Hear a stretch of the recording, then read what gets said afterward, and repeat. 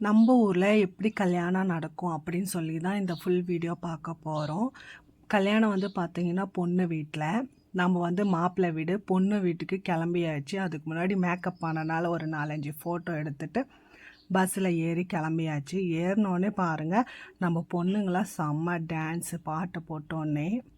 சும்மா சொல்லக்கூடாது, உண்மையாலுமே நம்ம பொண்ணுங்க நல்லா டான்ஸ் ஆடிட்டு இருந்தாங்க. எப்படி டைம் போச்சுன்னே தெரில. பஸ்ஸில் போனாலே எனக்கு வாமிட் வரும். அந்த மாதிரி எந்த கஷ்டமும் இல்லாமல் அவங்க டான்ஸ் ஆடுறத பார்த்துக்கிட்டே என்னையும் எழுப்பி ஆட வச்சிட்டாங்க.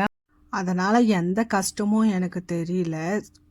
பொண்ணு வீட்டுக்கு ரொம்ப சீக்கிரமாக வந்த மாதிரியே எனக்கு இருந்தது. ஆனால் டைம் பார்த்தா இப்பயே 9 மணிக்கு மேலே ஆயிடுச்சு. இன்னும் எப்படா போய் சாப்பிட்றது, எப்படா இவங்க நிச்சயம் பண்ணுறது, அந்த மாதிரி தான் எனக்கு தோணுச்சு. இந்த வீடு பார்த்திங்கன்னா இதுதான் பொண்ணு வீடு. பொண்ணு வீட்டில் வந்து பொண்ணு இருக்க மாட்டாங்க. எங்கள் ஊர் பக்கம் பார்த்தீங்கன்னா பொண்ணு வீட்டில் வந்து பொண்ணு இருக்க மாட்டாங்க. பொண்ணை வந்து ஒளிய வச்சுருவாங்க. மாப்பிள்ளை தான் தேடி கண்டுபிடிச்சி கூப்பிட்டு வரணும். அந்த மாதிரி தான் நடக்கும் அப்போல்லாம். இப்போ வந்து பார்த்தீங்கன்னா அந்த மாதிரி எல்லாம் போய் கண்டுபிடிச்சி கூப்பிட்டு வர மாதிரி இல்லை. ஆனால் பொண்ணு வீட்டில் வந்து பொண்ணு இருக்க மாட்டாங்க, வேறு வீட்டில் வச்சுருவாங்க. நாம் வந்து அப்புறமா போய் பொண்ணு அழைப்பு தனியாக அழைச்சிட்டு வர மாதிரி தான் இருக்கும். சாப்பாடு போட்டோன்னே உட்காந்து சாப்பிட்டாச்சுங்க. ஏற்கனவே சொன்ன மாதிரி டைம் வேறு ரொம்ப ஆயிடுச்சா, அதனால் ஃபஸ்ட்டு நம்ம சாப்பாடு முக்கியம். சாப்பிட்டா தான் தெம்பாக கொஞ்சம் நேரம் ரிலாக்ஸாக ஜாலியாக என்ஜாய் பண்ண முடியும் அப்படின்னு சொல்லிட்டு சாப்பிட ஆரம்பிச்சிட்டேன். சாப்பாடும் பார்த்தீங்கன்னா நம்ம ஊரில் செய்கிற மாதிரி நைட் டைமில் டிஃபனு அப்படிலாம் செய்ய மாட்டாங்க. வில்லேஜுன்றனால சிம்பிளாக வந்து சாதம், சாம்பார், அப்பளம், வடை, பாயாசம் அந்த மாதிரி சிம்பிளான சாப்பாடு தான் இருக்கும். ஆனால் சாப்பாடு உண்மையுமே நல்லா இருந்தது, நல்லா செஞ்சுருந்தாங்க. அப்புறம் மாப்பிள்ளை அழைப்புக்கு போகலாம் அப்படின்னு சொல்லி கிளம்பி வந்தாச்சு. மாப்பிள்ளை அழைப்பு பார்த்திங்கன்னா ஒரு கோயிலேருந்து பொண்ணு வீட்டு வரையும் மாப்பிள்ளை அழைப்பு வச்சுருந்தாங்க. எங்கள் பசங்க சும்மாவே இல்லைங்க, செம்மையாக டான்ஸ் ஆடிட்டே இருந்தாங்க. சூப்பராக டான்ஸ் ஆடினாங்க. மாப்பிள்ளை அழைப்புக்கு முன்னாடி டான்ஸ் ஆடிட்டே வந்தாங்க கோயிலேருந்து பொண்ணு வீட்டு வரைய. பொண்ணு வீடு பார்த்தீங்கன்னா ரோடு வந்து பெருசாகவே இல்லை, சின்ன சந்து மாதிரி தான் இருந்தது. அந்த சந்துலேயும் எங்கள் பசங்க அமைதியாகவே இல்லை, செம ஜாலியாக என்ஜாய்மெண்ட்டாக மாப்பிள்ளை அழைப்பு நடந்தது.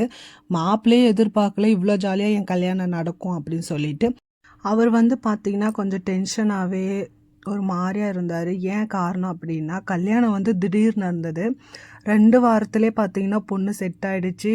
பொண்ணுக்கு வந்து அப்பா அம்மா இல்லை, பாட்டி, தாத்தா, சித்தி, சித்தப்பா வளர்ப்புன்றனால கல்யாணம் வச்சுக்கலாம், எங்களுக்கு ஒரு பிரச்சனையும் இல்லை, நாங்கள் எல்லாத்துக்கும் ரெடியாக இருக்கோம் அப்படின்னு சொல்லிட்டாங்க பொண்ணு வீட்டில். சரி நாமளும் ஏன் தள்ளி போகணும், நல்ல நாள் வருதில்ல, கல்யாணம் பண்ணிக்கலாம் அப்படின்னு சொல்லிட்டு தான் டக்குன்னு அரேஞ்ச் பண்ணிட்டாங்க. ஆனால் டக்குன்னு அரேஞ்ச் பண்ண மாதிரியே இல்லை, எல்லாமே கரெக்டாக பொறுப்பாக நல்லாவே நடந்ததுங்க இந்த கல்யாணம். அதே மாதிரி பொண்ணு வீட்டில் பார்த்தீங்கன்னா கொஞ்சம் கூட அப்பா அம்மா இல்லைன்ற ஒரு ஃபீலே கொடுக்கல அந்த பொண்ணுக்குங்க. அந்த ஊரில் இருக்கிறவங்க, அவங்களோட ரிலேஷனு, அவங்க சித்தி சித்தப்பா, அவங்க பாட்டி தாத்தா, அவங்களோட சொந்த பந்தம் மொத்தம் எல்லாருமே பார்த்திங்கன்னா அந்த பொண்ணை நல்லாவே தாங்கி பொறுப்பாக கல்யாணம் ஆன உடனே சீர்வரிசையும் எல்லாமே செட்டோட ரெடி பண்ணி கொடுத்து அமைக்கிற அளவுக்கு பொண்ணை நல்லா வளர்த்து எல்லாமே ரெடி பண்ணி நல்லாவே கல்யாணம் பண்ணாங்க. இதே கல்யாணம் வந்து டவுன் சைடில் நடந்திருந்தா இவ்வளோ ஒரு ஜாலியாக சூப்பராக கல்யாணம் நடந்திருக்குமான்றது ஒரு டவுட்டு தாங்க. ஏன் நான் சொல்கிறேன்னா, நானும் நிறைய கல்யாணம் பார்த்துருக்கேன். எப்போவுமே வந்து வில்லேஜ் சைடு பண்ணுற கல்யாணமே ஒரு தனி ஜாலி, ஒருத்தருக்கு ஒருத்தர் அரட்டை அடிச்சுக்கிட்டு பேசிக்கிட்டு ஒவ்வொரு பொம்பளைங்களும் ஒட்டுக்கா சேர்ந்துக்கிட்டு, அதுவும் இல்லாமல் ஒரு வில்லேஜ்னும் போது அவங்க சொந்தம் இவங்க சொந்தம் எல்லா சொந்தத்தையும் கண்ணில் பார்க்கலாம். அப்புறம் இதில் இன்னொரு விஷயம் என்ன அப்படின்னா, நான் உங்களுக்கு ஏற்கனவே சொல்லியிருப்பேன், என்னோடய வீடியோவில் நான் அனுப்பிச்சிருப்பேன், நானும் ஒரு லம்பாடி பொண்ணு தான் அப்படின்னு சொல்லிட்டு. இந்த கல்யாணமும் பார்த்திங்கன்னா லம்பாடி ஸ்டைல் கல்யாணத்தில் தான் நடந்துட்டுருக்கு. நான் ஏற்கனவே சொல்லியிருப்பேன், லம்பாடி அப்படின்னு சொல்கிறவங்க எல்லாருமே மலை சார்ந்து விவசாயங்களா, மலைவாடி மக்களா அந்த மாதிரி தான் வாழ்ந்துட்டுருக்காங்க இன்னுமே நிறைய பேர் அப்படின்னு சொல்கிறல்ல. அந்த மாதிரி தான் இந்த ஊர் இருந்தது. இந்த வீடு பார்த்திங்கன்னா மலைக்கு கீழே கொஞ்சம் ஒட்டியே இருந்தது. அந்த அளவுக்கு வீடு கட்டி இந்த ஊர் இருந்தது. நான் கூட இருட்டில் கவனிக்கவே இல்லை. சரி அங்கங்கே ஒரு வீடாக இருக்குது, நம்மளை மாதிரி இது ஒரு சின்ன கிராமம் அப்படின்னு தான் நான் நினச்சிட்டு இருந்தேன். அதுக்கப்புறம் விடிஞ்ச அப்புறம் தான் பார்த்தேன், ஒரு 2, 3 வீடுக்கு தள்ளி பார்த்தீங்கன்னா, பக்கத்திலேயே மலை இருந்தது. பார்க்குறதுக்கு அவ்ளோ சூப்பரா இருந்தது அந்த இடம். ஆனா என்ன, அப்போ என் கையில செல் இல்ல. வீடியோவும் பிடிக்க முடியல, ஃபோட்டோவும் பிடிக்க முடியல. ஃபோன்ல ஃபுல்லா சார்ஜ் இல்லன்றனால சார்ஜ் போட்டுட்டு சுத்தி பார்க்க வந்துட்டேன். அதனால என்னால ஃபோட்டோ பிடிக்கலன்னு நான் உண்மையாலுமே ரொம்ப மிஸ் பண்ணேன். ஏன்னா மலை, கீழ வீடு, விவசாயம், அங்க இருக்கிற மக்களுங்க எல்லாம் இன்னுமே எங்கள மாரி அவங்களும் லம்பாடிஸா லம்பாடி முறையில எப்படி இருக்கணும், எப்படி நம்ம வாழ்ந்துட்டுருக்கோம் அப்படின்ற மாரி அவங்களும் இன்னும் அப்படியே கொஞ்சம் பின்பற்றியே வந்துட்டு இருந்தாங்க. அது பார்க்கறதுக்கு நல்லாவே இருந்தது. இப்போ நான் இந்த இடம் வந்து பார்த்தீங்கன்னா, பொண்ணு வீடு. பொண்ணு வீடு வந்து இங்க தான் ஒளிய வச்சிருந்தாங்க. பொண்ண தான் இப்போ பார்க்க போறோம். பாருங்க. பொண்ணு உண்மையாலுமே சூப்பரா இருந்ததுங்க. நான் எதிரே பார்க்கல. பொண்ணு இவ்வளோ அழகா இருக்கும். என் அண்ணனுக்கு ஏத்த மாரி இருக்கும்னு நான் நெனைக்கல. என் அண்ணனா கல்யாண பையன், என் அண்ணன் தான். என் அண்ணன் மொற. நாங்க எல்லாரும் ஒரே ஊர்ல இருக்கிறனால, அக்கம் பக்கம் இருக்கிறவங்க எல்லாத்தையுமே வந்து அதுவும் எங்க கேஸ்ட்டே ஃபுல்லா நாங்க லம்பாடிஸே இருக்கிறனால, அவங்க வந்து எனக்கு பெரியம்மா மொற, பெரியப்பா மொற, கல்யாண மாப்பிள்ளை வந்து எனக்கு அண்ணா மொற. அதனால நான் அண்ணான்னு சொல்றேன். அந்த மாரி மொற தெரிஞ்சுக்கிட்டவங்க வந்து சொல்றதுக்கு ஈஸியா இருக்கும். சில பேருக்கு ஆனா ஒண்ணுமே மொற தெரியறதில்ல. கேட்டு கேட்டு தெரிஞ்சுக்க வேண்டியதா இருக்கு. எனக்கே ஒண்ணும் நெறைய பேர் மொற தெரிய மாட்டேங்குது. யாரு மாமா, யார் அத்தை, யார் சித்தி, சித்தப்பா அப்படின்றது எனக்கே ஒன்றும் நிறைய தெரிய மாட்டேங்குது. ஏன்னா பார்த்தீங்கன்னா, நானும் சின்ன வயசுலேருந்து பார்த்தீங்கன்னா தருமபுரியில் தான் வளர்ந்தேன். மேரேஜ் ஆனோடனே சேலத்துக்கு போயிட்டேன். சேலத்துலேருந்து நம்மளுக்கு எல்லாத்துக்குமே தெரியும், பெருசாக ஒரு கொரோனா வந்தது எல்லாருமே அவங்கவுங்க ஊரில் செட்டில் ஆகிட்டோன்னு. அந்த மாதிரி தான் நானும் வந்து எங்கள் ஊரில் செட்டில் ஆகிட்டேன். பொண்ணு அழைப்புக்கு முன்னாடி எங்கள் முறைப்படி என்னன்னா, பொண்ணு வந்து அவங்களோட அம்மா, சித்தி, அக்கா, தங்கச்சி அவங்களெல்லாம் கட்டி பிடிச்சி அழணும். அழுந்துட்டு அப்புறம் தான் பொண்ணு அழைப்பே நடக்கும்.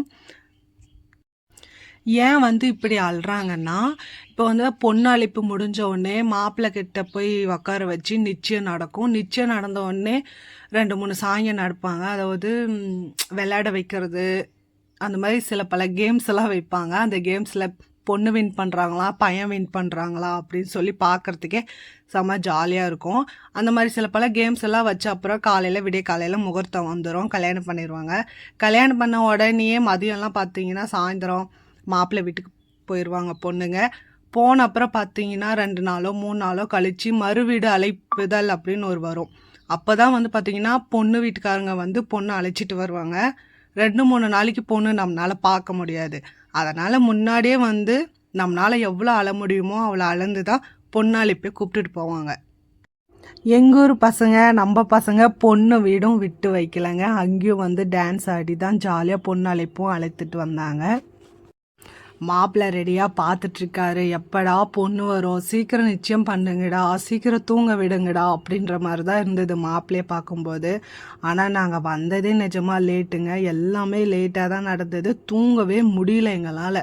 ஃபுல்லாக ஜாலியாக நைட் ஃபுல்லாக அந்த கேம்ஸு, விடிய காலையில் முகூர்த்தம், அந்த மாதிரி டைம் எப்படி போச்சுன்னே தெரில. சீக்கிரமாக டைம் போயிடுச்சு. பொண்ணு வந்தோடனே ஆராத்தி எடுத்து உள்ளே அழைச்சிட்டு வராங்க. இப்போ வந்து பார்த்திங்கன்னா மாப்பிள்ளை முன்னாடி இருக்காங்கன்னா மாப்பிள்ளைய பார்க்காத மாதிரி திருப்பி உட்கார வச்சிரு. இந்த ஊர் வழக்கம் அப்படி போல இருக்கு. எங்கள் ஊரில் பார்த்தீங்கன்னா மாப்பிள்ளையும் பொண்ணாவும் ஜோடியாக உட்கார வச்சிருவாங்க. அப்புறம் நலங்கு வச்சு தான் நிச்சயம் பண்ணுவாங்க. இந்த ஊர் வழக்கப்படி பார்த்தீங்கன்னா பொண்ணு முன்னாடியும் பையன் பின்னாடி இருக்கிற மாதிரி உட்கார வச்சுருந்தாங்க. கல்யாணத்துலேயே நிச்சயமும் பண்ணிடுவீங்களா அப்படின்ற ஒரு டவுட் உங்களுக்கு வரலாம். கிடையவே கிடையாதுங்க. தனியாக வந்து 1 வருஷத்துக்கு முன்னாடியோ 6 மாதத்துக்கு முன்னாடியோ கூட நிச்சயம் வைப்பாங்க. இப்போ எனக்கு, என் தம்பிக்கு, என் தங்கச்சிக்கெலாம் அப்படி நடந்தது. நிறைய பேருக்கு அப்படி நடக்குது, இல்லைன்னு சொல்லலை. இப்போ வந்து பொண்ணு டக்குன்னு அமைஞ்சனால நிச்சயம் வந்து தனியாக வைக்கவே இல்லை. கல்யாணத்துக்கு நைட் அப்போவே நிச்சயம் வச்சுக்கலாம் அப்படின்னு சொல்லி முடிவு பண்ணி வந்துட்டாங்க. இந்த மாதிரியும் நிறைய கல்யாணம் நடந்திருக்கு. பொண்ணுக்கு வீட்டில் வந்து நிச்சயம் பண்ண முடியல, நாங்கள் கல்யாணத்தை அப்போவே பண்ணிக்கிறோம் அப்படின்னு சொல்லி முடிவு எடுத்திருந்தாங்கன்னா அதுக்கு சரி அப்பயே பண்ணிக்கலாம் அப்படின்னு சொல்லி மாப்பிள்ளை வீடும் ஓகே சொல்லிடுவாங்க. எப்போ நடந்தால் என்னங்க, பொண்ணு நம்மளுக்கு தானே, அந்த மாதிரி தான் இருப்பாங்க மாப்பிள்ளை வீட்டுக்காரங்க. நான் கொஞ்சம் எமோஷ்னலாக கை நீட்டி பேசுறது எதுக்கு தெரியுமாங்க, அட்லீஸ்ட் நம்ம ஒரு 5 தட்டாச்சும் வச்சுருக்கணுங்க பொண்ணு வீட்டில். மாப்பிள்ளை வீட கெத்த காட்டியிருக்கணும். ஆனால் எங்கள் பெரியம்மாவும் எங்கள் பெரியப்பாவும் எங்கள் அக்காவும் என்ன செஞ்சாங்கன்னா 3 தட்டு எடுத்துகிட்டு அமைதியாக வந்துட்டாங்க. அவங்களுக்கும் தெரியல. ஏன் தெரியலன்னா, எங்கள் அக்காவுக்கு வந்து சின்ன வயசுலேயே மேரேஜ் நடந்துருது. அதனால் அப்போல்லாம் இப்படி அவங்களுக்கு தெரியாமல் பண்ணிட்டாங்க. இப்பயும் எங்கள் அண்ணாவுக்கு மேரேஜ் நடக்கிறப்பவும் அவங்களுக்கு நிறைய விஷயம் தெரியவே இல்லை. பக்கத்தில் கேட்டு கேட்டு சொல்லி கொடுத்த அப்புறம் செஞ்சுட்டு இருந்தாங்க. நானே 2-3 விஷயம்லாம் சொல்லி கொடுத்தேன்னா பாருங்களேன், அந்த அவளுக்கு தான் வீக்காக இருந்தாங்க எங்கள் பெரியம்மாவும் எங்கள் பெரியப்பாவும். நிச்சயம் முடிஞ்ச உடனே மாப்பிள்ளைக்கு வந்து பொண்ணோட அண்ணா பொட்டு வச்சுட்டு கல்யாணத்துக்கு ரெடி பண்ண ஆரம்பிச்சிட்டாங்க. அதாவது என்னென்னா, தாலி கட்டுறப்போ வந்து இந்த மாதிரி அடுக்கடுக்காக சட்டி, இன்னும் 2-3 மூலிகை இலை அந்த மாதிரிலாம் வச்சு கட்டுவாங்க. அதுதான் பண்ணிட்டு இருந்தாங்க. அப்புறம் இந்த ஊர் சைடு பார்த்தீங்கன்னா அரிசி மாவு வச்சு நலங்கு வைக்கிறாங்க. அது பார்க்குறதுக்கே நல்லா இருந்தது. அரிசி மாவு வச்சு நலங்கு வச்சாங்க. இந்த அரிசி மாவு பார்த்தீங்கன்னா மாப்பிள்ளை வீட்டிலேருந்து தான் எடுத்துகிட்டு வரணும். இது பேர் வந்து முய்போட் அப்படின்னு சொல்லுவாங்க எங்கள் மொழியில். அந்த அரிசி மாவு எடுத்துகிட்டு வந்து கொடுத்த அப்புறம் பார்த்தீங்கன்னா அதிலே நலங்கு வைக்க ஆரம்பிச்சிட்டாங்க. எங்கள் ஊரில் ஆனால் அப்படி கொடுக்க மாட்டாங்க. அது வந்து எல்லார் கையிலையும் கொடுத்துருவாங்க, இந்தாங்கப்பா கல்யாணம் நடக்குது அப்படின்னு சொல்லி காட்டுற மாதிரி இருக்கும் அந்த மாவு. ஆனால் இந்த ஊரில் வந்து நலங்க வச்சாங்க. காலையில் முகூர்த்தம் பார்க்குறதுக்கு வந்தாச்சுங்க. நல்லாவே இருந்தாங்க. பொண்ணும் மாப்பிள்ளையும் முகூர்த்த பட்டு வேட்டி, பட்டு சட்டை, பட்டு புடவையில் நல்லாவே இருந்தாங்க 2 பேரும். ஜோடி பார்க்குறதுக்கு செம்மையாக இருந்தது. கல்யாணம் நடக்கிறதுக்கோசம் ஐயர் என்னென்னமோ வேலை செய்யணுமோ அந்த வேலையெல்லாம் லைனாக செஞ்சுட்டு இருந்தார். நாங்களும் அப்படியே நின்று லைனாக வீடியோ பிடிக்கிறவங்க வீடியோ, செல்ஃபி பிடிக்கிறவங்க செல்ஃபி, அந்த மாதிரி டைம் வேஸ்ட்டாக பண்ணிகிட்ருந்தோம்.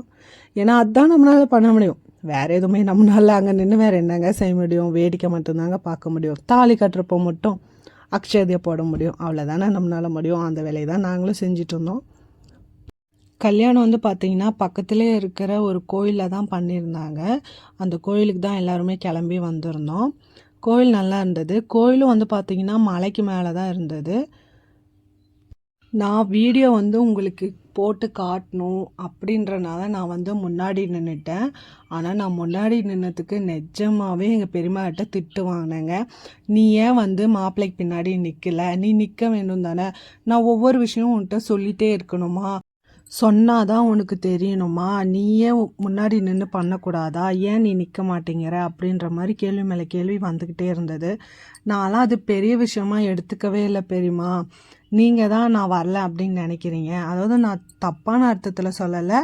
நிற்கட்டும், பொண்ணோட சொந்தக்காரங்களே நிற்கட்டும் அப்படின்னு சொல்லி பேசிட்டேன். எங்கள் பெரியம்மாக்கு என்னென்னா, மாப்பிள்ளை வீட்டு சைடில் எல்லோரும் நின்று இருக்கணும், தாலி கட்ட வச்சுருக்கணும் அப்படின்னு நினச்சாங்க. அது எப்படிங்க முடியும்? பொண்ணு வீட்டில் கல்யாணம், அப்போ பொண்ணு சொந்தக்காரங்க தானேங்க எல்லாருமே நிற்பாங்க. அப்புறம் பார்த்தீங்கன்னா, நம்ம எங்கேயோ ஒரு இடத்துல போய் ஜாலியாக இருந்துட்டோன்னா 4 பேர் அது குறை சொல்கிறதுக்குன்னே ஒவ்வொருலையும் இருப்பாங்க பார்த்தீங்களா? அந்த மாதிரி அங்கே ஒரு 2 பேர் இருந்தாங்க. எங்களை பார்த்தாலே அவங்களுக்கு என்னன்னே தெரியலங்க. குத்தம் சொல்கிறது, சும்மா நொய் நொயின்னு பேசிகிட்டே இருக்கிறது, அப்படியே பண்ணிகிட்டு இருந்தாங்க. ஆனால் நான்லாம் அது காதில் கண்டுக்கவே இல்லை. ஆனால் கண்ணில் பார்க்காம இருக்க முடியாது இல்லைங்க. கண்ணில் பார்த்ததை வச்சு நான் உங்ககிட்ட சொல்கிறேன். ஆனால் நான் எதை பற்றியுமே கண்டுக்கவே இல்லை. நான் ஏன் இப்படி இருக்கேன்னா, என் ஹஸ்பண்டே என்கிட்ட சொல்லிட்டாரு, நீ யாரையும் எதுவுமே கண்டுக்காத, நீ ஜாலியாக இருக்க வந்தியா ஜாலியாக இரு, நீ நல்லா டைம் ஸ்பெண்ட் வந்தியா டைம் ஸ்பெண்ட் பண்ணு, நீ வந்து நீ எப்படி இருக்கணும் அப்படின்னு நீ நினைக்கிறியோ நீ அப்படி இரு அப்படின்னு சொல்லிட்டாரு.